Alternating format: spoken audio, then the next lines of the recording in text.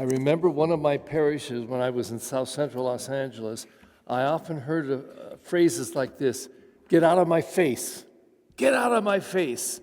And that was when somebody would come too close to you and be aggressive with you and start saying things. Just get out of my face. Well, today, this was a phrase that jumped out at me as I was writing my reflection this morning because, first of all, Moses gets in God's face. And God is saying, this stiff-necked people, I'm going to consume them. I'm going to destroy them. And Moses goes after God.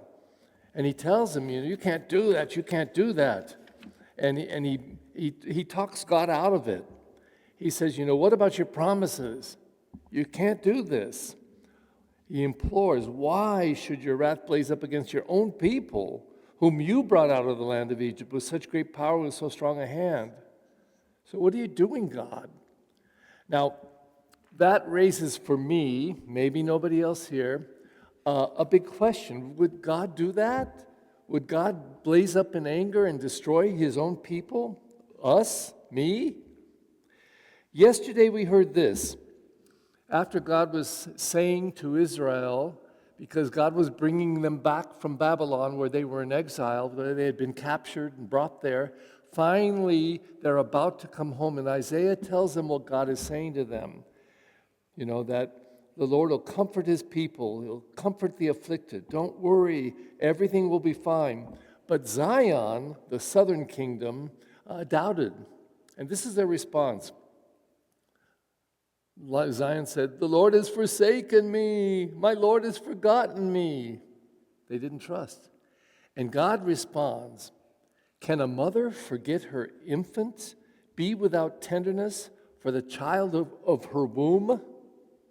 Even if she should forget, I will never forget you. Now, what are we going to believe? His blazing anger, or I'll never forget you? And for me, it comes down to it, because at least by the Old Testament language is always wrathful and negative and condemning and damning, and God gets upset all the time. But by the time we get to Jesus, he's saying it just simply, God is love. Not that he loves, but he is love. And so I think you have to finally at some point make your claim. What is it we're going to believe? For me, it's not in a wrathful God, but I get the language. I mean, we do it, parents do it. God, how many priests have gotten up and spouted off a negative, condemning language. You're sinners, But don't parents do it? You better clean up your room.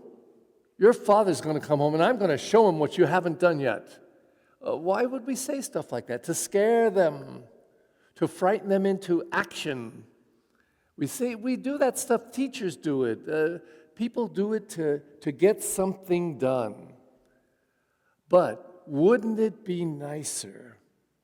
Wouldn't it be better? Maybe it's a little harder. If we got people to do things out of love rather than out of fear. And I think the infancy stage of faith of Israel in the Old Testament was an infancy stage of faith where people didn't seem to respond well to love, but boy, they cleaned up their act when the wrath of God got expressed. But hopefully we, having heard the words of Jesus and watched such love on the cross that we'll hear in Luke, because it's only in Luke's gospel when on the cross he says, Father, forgive them all.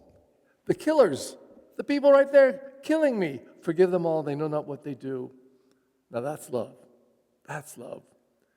And hopefully, we have become a people who are convinced of the love of Jesus, convinced of the love of God our Father.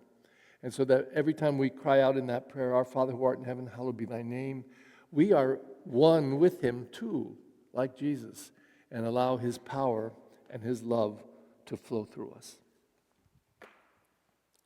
Please stand.